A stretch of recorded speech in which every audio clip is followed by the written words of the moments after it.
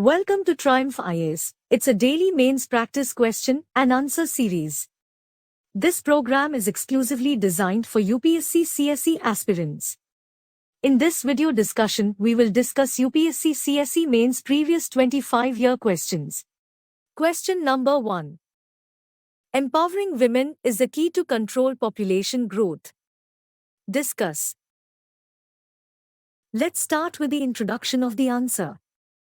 Different dimensions of women empowerment like education, autonomy, control over household decision-making, economic empowerment, and a balance of power within sexual relationships should be addressed, as these have direct bearing on the fertility control of women.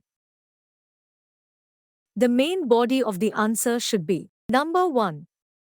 Modernization can also be a powerful factor for promotion of the contraceptive behavior. Education is an important component in leading women towards modernization. Number 2. An educated woman is likely to become mother at a later stage of her life. Empowerment should be viewed as a process in which all voices are encouraged to be heard for ultimate goal of securing mutually beneficial solutions. Number 3. Spouses, partners and mother-in-laws often make decisions for women on contraceptive choice and use. Women are also financially weak to pay for needed family planning and health services. Number 4. The relationship between empowerment and women's use of services of family planning is complex and problematic.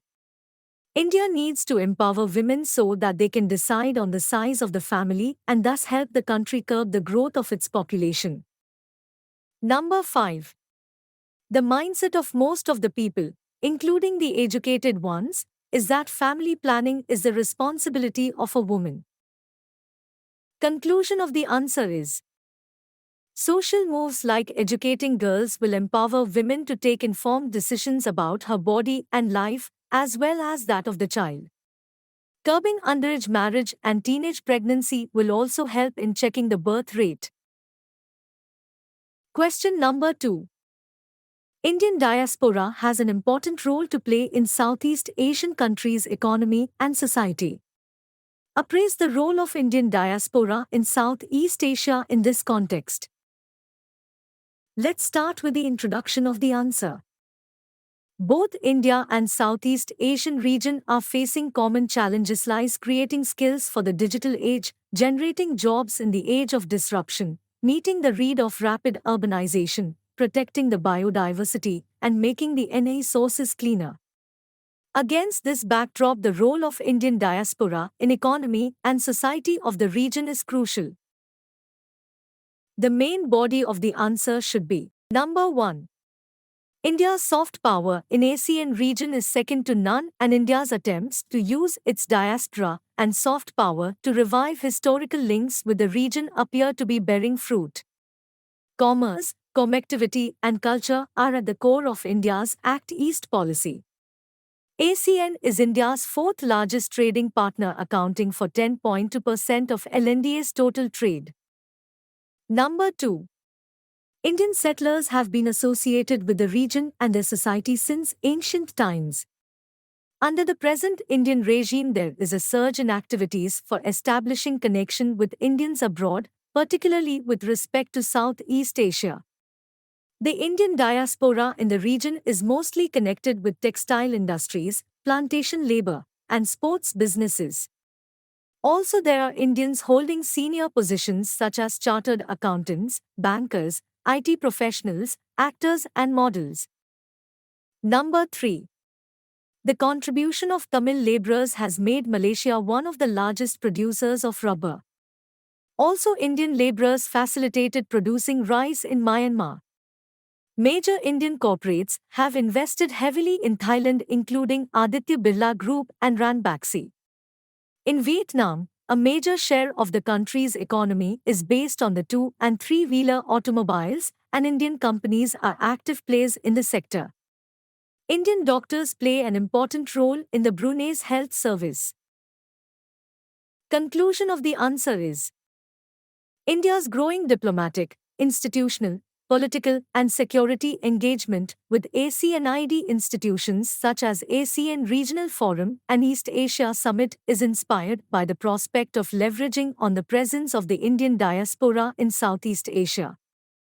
The potential of India's soft power must be fully utilized to create bonds with the Southeast Asian region, which is part of our extended neighborhood. Question number 3. How was India benefited from the contributions of Sir M. Visvesvaraya and Dr. M. S. Swaminathan in the fields of water engineering and agricultural science respectively? Let's start with the introduction of the answer. After graduation, Sir M. Visvesvaraya went on to become one of the greatest engineers and statesmen India had ever produced. Dr. Swaminathan's work brought about a sea change in the life of our nation. The main body of the answer should be number 1. His contribution was not just in engineering infrastructure projects, like dams and bridges, but he has also been instrumental in setting up of several industries and sectors including iron and steel, soaps, silk, sugar, banking and aeronautics. Number 2. He implemented an extremely intricate system of irrigation in Deccan. He had designed and patented a system of automatic water floodgates that were first installed in 1903 at Khadkwasla Reservoir near Pune. Number 3. Based on the success of these gates, the same system was installed at the Tigra Dam in Gwalior and Krishna Raja Sagra, KRS, Dam in Mandya, Mysore, Karnataka. Number 4. Visvesvaraya achieved celebrity status when he designed a flood protection system for city of Hyderabad. Number 5. He was instrumental in developing a system to protect Vishakhapatnam port from sea erosion.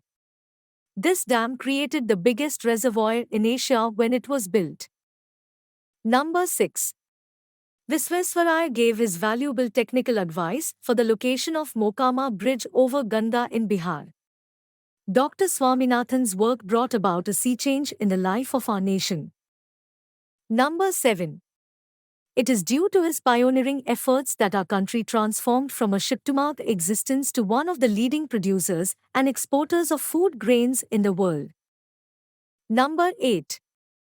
Over a period of 65 years, Dr. Swaminathan has worked in collaboration with scientists and policymakers on a wide range of problems in basic and applied plant genetics and agricultural R&D. Number 9.